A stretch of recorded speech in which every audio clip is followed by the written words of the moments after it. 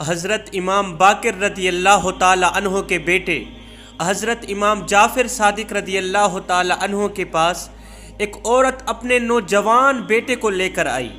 آ کر کہنے لگی، اے نواسہ رسول، میں اپنے اس نوجوان بیٹے کی شادی کرنے لگی ہوں، آپ مجھے بتائیں کہ اس کے لیے کون سی عورت اچھی رہے گی، اس کی شادی کے لیے کس طرح کی لڑکی تلاش کی جائے۔ حضرت امام جعفر صادق رضی اللہ تعالیٰ عنہ نے فرمایا اے عورت، سب کچھ کرنا، 5 عیب رکھنے والی عورت سے اپنے اس نوجوان بیٹی کی شادی نہ کرنا تب تک جب تک یہ عورت توبہ نہیں کرتی، ان عیبوں سے پاک و صاف نہیں ہوتی۔ سب کچھ کرنا، 5 عیب رکھنے والی عورت سے شادی نہ کرنا۔ یہ 5 عیب رکھنے والی عورت یا 5 طرح کی عورتیں، یہ اتنی خطرناک عورتیں ہوتی ہیں، یہ جس راستے سے آ رہی ہوں وہ راستہ بھی چھوڑ دینا۔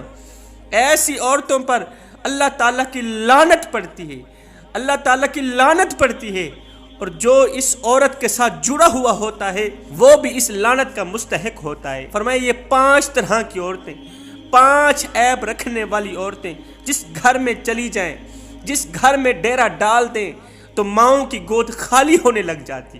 یہ بدبخت عورتیں ماؤں سے ان کے نوجوان بچے چھین لیتی ہیں، بھائی کو بھائی سے جدا کر دیتی ہیں، لڑا کے جھگڑا کے بھائی کو بہنوں سے جدا کر دیتی ہیں، ماؤں کی گود خالی ہونے لگ جاتی ہے، بہنوں کا سہاگ چھن جاتا ہے، بیٹیوں کا فیوچر بظاہر تاریک نظر آنے لگ جاتا ہے۔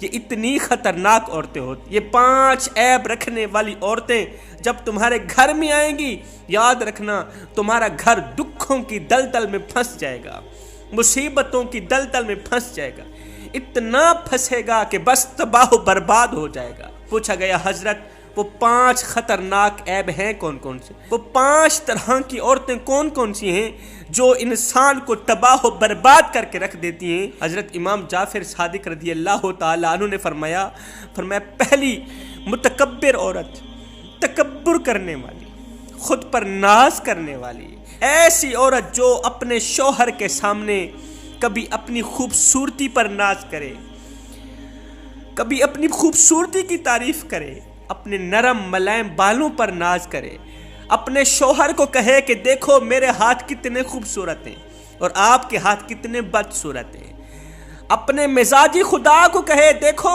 میرا حسن کتنا عالی شان ہے، میرا چہرہ کتنا خوبصورت ہے، اللہ نے مجھے کتنے حسن سے نواز رکھا اور آپ کا چہرہ کتنا بگڑا ہوا ہے، کتنا کالا سا بلیک سا ہے۔ خود کو دوسری عورتوں سے الگ تھلگ سمجھنے والی عورت، خود کو دوسری عورتوں سے اعلیٰ تر سمجھنے والی عورت، دیگر عورتوں کو خود سے کم تر سمجھنے والی عورت، ہے تکبر کرنے والی عورت پر اللہ تعالیٰ کی لعنت پڑتی ہے۔ جو شخص بھی تکبر کرتا ہے، کیونکہ تکبر صرف اللہ کی ذات کر سکتی اور کوئی نہیں کر سکتا، تکبر اللہ کی چادر ہے، جو عورت اللہ کی چادر میں ہاتھ ڈالتی ہے نا، اللہ تعالیٰ اس عورت کو تباہ و برباد کر کے رکھ دیتا ہے۔ حضرت امام جعفر صادق رضی اللہ تعالیٰ عنہ فرماتے ہیں دوسری عورت بے ادب عورت، جس کے پاس ادب جیسا خزانہ نہیں، جس کے پاس احترام جیسی دولت نہیں، بے ادب عورت، جو عورت اپنے بھائیوں کا ادب نہیں کرتی وہ تمہارے بھائیوں کا ادب کرے گی، جو عورت اپنی بہنوں کا ادب نہیں کرتی وہ تمہاری بہنوں کا ادب کرے گی یا وہ تمہارا ادب کرے گی؟ ہرگز نہیں کرے گی۔ ادب کی بات آئی، مجھے حضرت حکیم لقمان کا سونے کی تختی پہ لکھنے والا ایک جملہ یاد آ گیا۔ حضرت حکیم لقمان سے کسی نے پوچھا کہ آپ نے ادب کہاں سے سیکھا ہے؟ حضرت آپ نے ادب اور احترام کہاں سے سیکھا ہے؟ حضرت حکیم لقمان کا جو جواب ہے وہ دل کے کانوں سے سنیے گا، سونے کی تختی پہ لکھنے والا جواب ہے۔ جب پوچھا گیا نا حضرت آپ نے ادب کہاں سے سیکھا ہے، تو آپ نے فرمایا میں نے ادب کو بے ادب لوگوں سے سیکھا ہے۔ پوچھنے والے نے کہا حضرت یہ کیا کہہ رہے ہیں آپ؟ پر میں صحیح کہہ رہا ہوں، میں نے ادب کو بے ادب لوگوں سے سیکھا ہے۔ کہا وہ کیسے؟ کہا جو کام بے ادب لوگ کرتے ہیں نا، میں ان کاموں سے نفرت کرتا ہوں، جو کام بے ادب لوگ کرتے ہیں میں ان کاموں سے سخت نفرت کرتا ہوں، ان کاموں سے پرہیز کرتا ہوں۔ فرمایا جو عورت اپنے ماں باپ کا ادب نہیں کرتی وہ تمہارا ادب کرے گی ہرگز نہیں کرے گی۔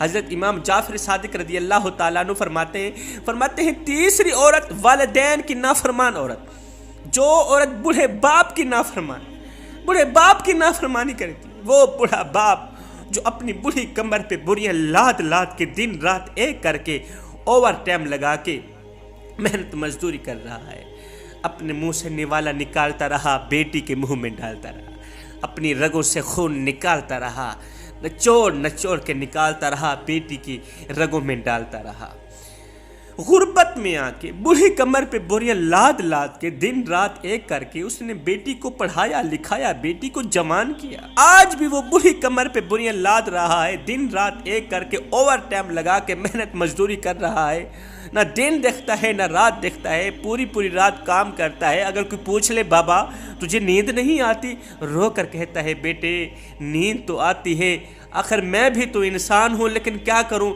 میں نے اپنی بیٹی کے ہاتھ پیلے کرنے۔ آئے ہے اتنی بڑی قربانیاں دینے والے باپ کی جو عورت نافرمان ہے، وہ تیری فرما برداری کیسے کر سکتی ہے؟ ہرگز نہیں کر سکتی۔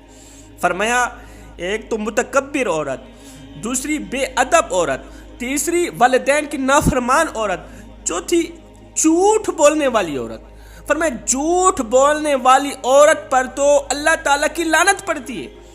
ایسی عورت جس گھر میں بھی چلی جائے، وہاں کی سن کر یہاں لگاتی ہے، یہاں کی سن کر وہاں لگاتی ہے، ایک دوسری بات کو بڑھا چڑھا کے شوہر کی بہنوں کو گلا کیا، اس کے بھائیوں کو گلا کیا۔ یہ جھوٹ بولنے والی عورت جس گھر میں ڈیرا ڈال دے، چھوٹی سی بات کو بڑا سا کر کے یہ ماؤں سے بچے چھین لیتی ہے، بھائی کو بھائی سے الگ کر دیتی ہے، ایسی عورت پر اللہ تعالیٰ کی لعنت پڑتی ہے، کیونکہ جھوٹ بولنے والی عورت پر اللہ تعالیٰ کی لعنت پڑتی ہے، اور جو شخص اس جھوٹ بولنے والی عورت کے ساتھ جڑا ہوا ہو وہ بھی لعنت کا مستحق ہوتا ہے۔ فرمایا پانچویں عورت، پانچواں عیب غیبت کرنے والی عورت، چغلی کرنے والی عورت۔ جو عورت باتوں پہ غیبت کرتی ہے، وہاں کی سن کر یہاں لگانا، یہاں کی سن کر وہاں لگانا، اس کی زبان ہر وقت ناپاک رہتی ہے، اس کی زبان اسے بد دعائیں دیتی ہے، وہ بدبخت کچھ تو ہمارا خیال کر، مجھے ناپاک تو نہ کر،